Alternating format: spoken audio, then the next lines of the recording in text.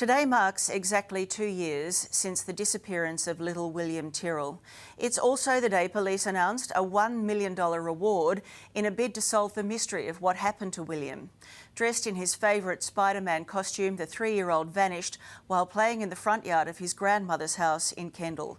Detective Chief Inspector Gary Jubelin is the lead investigator and he joins me now. Gary, good to see you. Hello, Tracy. You know more about this investigation, of course, than anybody, and I know that you're not going to tell us everything that you know, but what will this $1 million do? Will it flush out a pedophile ring or will it find one opportunistic sicko who took a little boy? Look, we're keeping our minds open to all possibilities, but the announcement of the reward is a strategic announcement. We deemed it the appropriate time now to utilise the reward. We're going to use this reward as a tool to find out what's happened to William. It doesn't sit well with us at 2 years down the track. It's an anniversary we didn't hope to celebrate. With the announcement of the reward, I think if anything it shows a commitment to finding out what's happened to William. But one thing that I'd really like to get across is that there's sometimes a perception with the announcement of a reward that the police have run out of lines of inquiry and that. What I really want to make a strong statement on is this is a very proactive investigation. We're not going to just sit on our hands and wait for someone to come forward. We've got numerous lines of inquiry that we're following up. We see the reward used properly as a strategy that is something that might flush people out. You've indicated that there will be a level of immunity from prosecution from someone who might come forward if they think they're going to be charged with having concealed an offence, for example. How's that going to work exactly? Look, what I want to do and the message I want to get out for the people, personal persons that know what's happened to William. They might have a concern that they're complicit in the offence because they've sat on this information, they haven't come forward.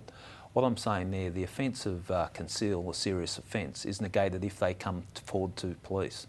There might be other concerns that these people have. They might be concerned about will their identity be protected, and I can guarantee it can be. And they also might have concerns about their safety. So if we tick off all those boxes, that if they think that because they've sat on this information, there might have been a very good reason why they haven't come forward. So you're looking for someone perhaps on the inside. How extensive will that immunity be? I mean, let's say we don't know what happened to him. Let's say 2 blokes took him and one decides to come forward and claim $1 million and claim immunity, but was actually involved in taking him. Surely they don't get immunity. No, and I think immunity is probably put in at a very high level, but what I can say is that they're in a much better position to come forward, and then we'll look at the circumstances as to why they haven't come forward, and it could be fear-based. There's a 1,000 different reasons why people don't come forward. What I'm saying to them, and understanding the magnitude of the investigation, we are determined to find out what's happened to William, and we've got the resources, as shown today with the announcement of the reward, with the Premier and Commissioner there in support of the investigation. The reward is for recovery, his recovery. Do you think he's still alive? Yes, look, in regards to that, that's a question that's often asked, and probably the hardest ones that I have to answer that to is when his parents ask me that question. And the response that I give to his parents is, we have not got any evidence conclusively that he's deceased, so we're going to treat this investigation with the possibility that he is still alive. We have fears for him for obvious reasons, but we haven't got any evidence that suggests that he is deceased.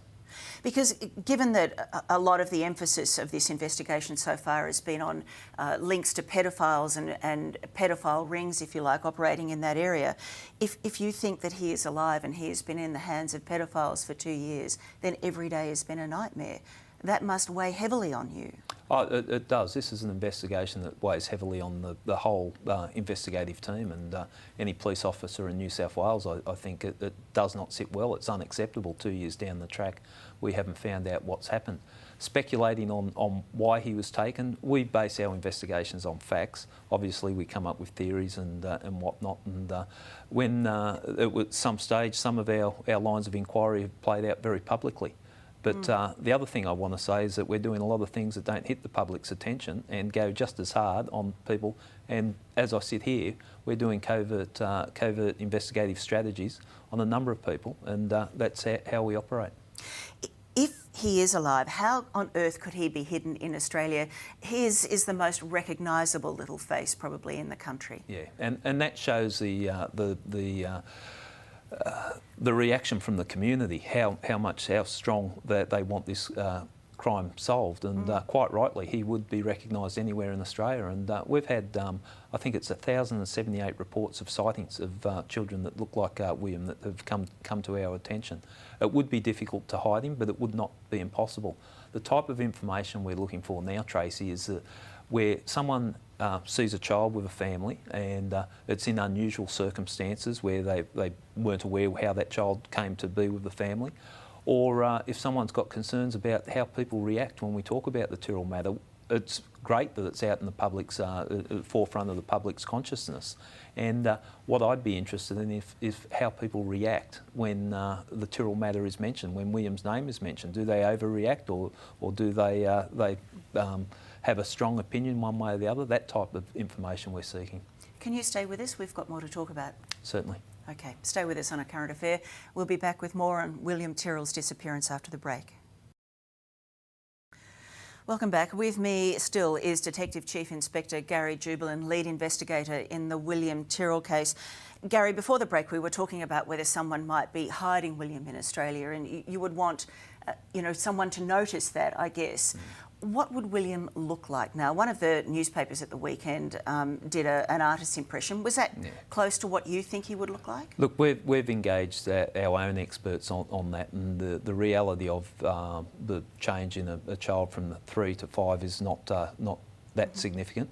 So the photos that we see displayed all around the place of William will be pretty close to what William looks like. Obviously there's ways of disguising a child, but that's why we're particularly interested in the circumstances rather than someone saying, oh, someone looked like William. As I said, we've had 1,000 of those reports.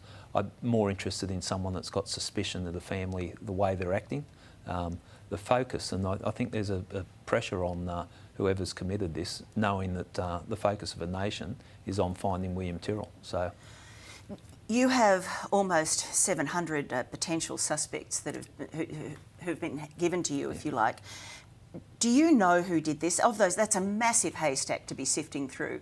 Do you think you know at this point who did this? Yeah, look, it is a massive amount of persons of interest, but understand that we've cast the net very wide on this investigation, and of the 690 people that we're saying are persons of interest, there's different levels of suspicion attached to those persons, and the way that we approach the investigation for each particular individual is dependent on how we came to that information. Obviously, there's ones that have got more priority than others that we look at more closely, but we're working through that. And over recent times, we've had an influx of more resources into this because of the size of the job. It's not something that's out of our capability. We can manage that type of information. We've got the resources, and we're working through it. And probably also say that of all the people we've spoken to, just because we've spoken to you and you think we've moved past you, we could come back if we're not satisfied with the information that we've got. Well, you're a good man to have on the job, and it's been good to talk with you tonight. Thanks, Gary. Thanks very much, Tracy. Detective Chief Inspector Gary Jubelin, and if you have information that might help police, you are urged to contact Crime Stoppers. The number is on your screen now, 1800 333 000. That's 1800 333 000.